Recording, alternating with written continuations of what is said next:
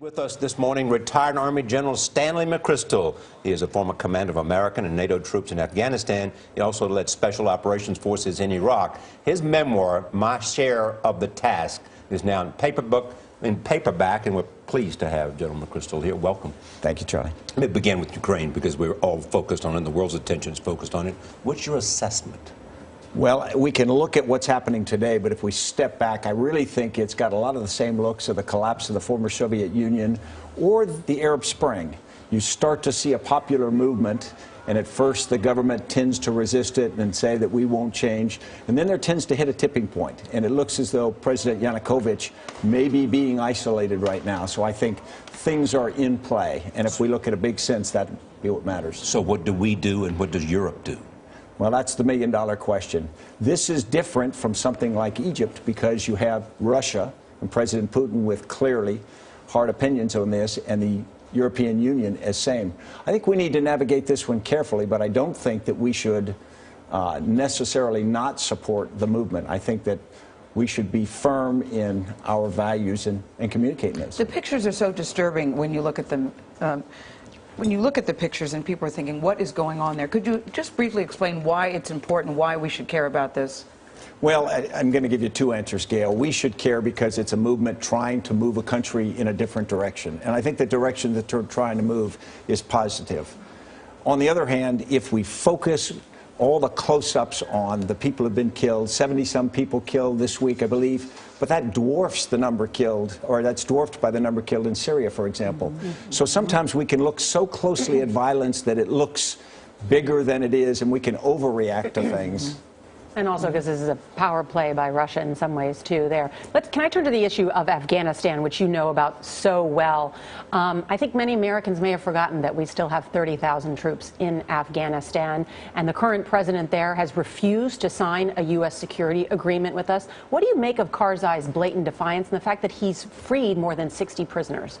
I think what we're seeing in Afghanistan is domestic politics, Afghanistan's domestic politics. And if you put a lens of that, President Karzai is in the last part of an extended term as president. He becomes a lame duck the day that security agreement is signed. My gut feeling is that he is trying to maintain handles on this as long as possible. I think once the election's gone, his successor, almost anyone, will move rapidly to sign that security agreement. Well, I guess here's what interests me is that Vice President Biden has called for almost a total withdrawal. There's talk amongst Defense Secretary Hagel to leave maybe 9,000 troops there. Are you concerned that Afghanistan will turn into an Iraq, essentially, if we totally pull out troops? Nor I am. I'm biased about Afghanistan, and I admit that up front. I think that what Afghanistan needs is a demonstration of commitment and partnership and friendship.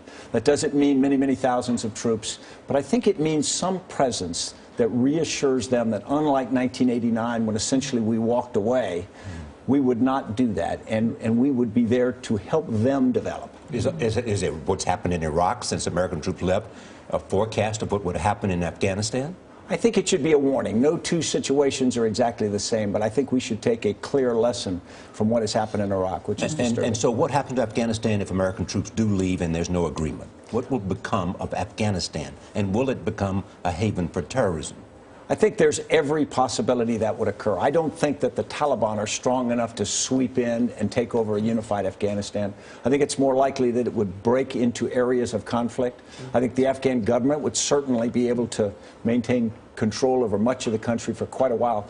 But the wild card would be, what would Pakistan do? What would Iran's role be? And then whether the leadership in Afghanistan can strike a course that can start to bring in, particularly the Pashtun South, into the government. You know, the latest public poll for the first time shows that Americans in this country now think it was a mistake to get involved militarily. How much does public opinion factor into these conflicts, and what do you think about that? I think public opinion is almost, as Clausewitz would say, your center of gravity, because it determines whether you can do something and how long you can do it. I think we need to think about that. When I used to talk to General Kiani and the Chief of Staff of the Pakistani Army, he used to talk about every operation he wanted to do, he had to decide whether he had enough public support to do the next step.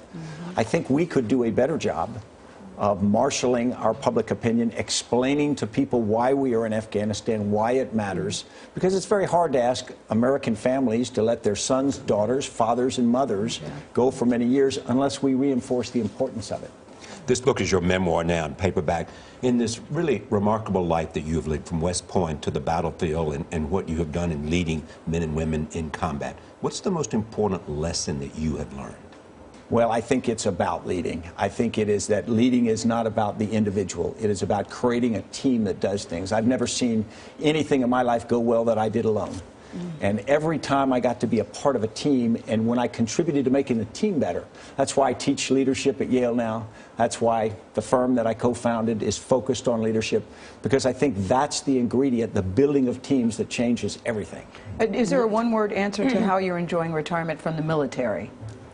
Well, I spend a lot of time with Annie, and so Annie would be the word. Yes, sorry. Annie would say everything worked out. Yes, Exactly. okay. General Stanley McChrystal, great to have you here. Thank you very much.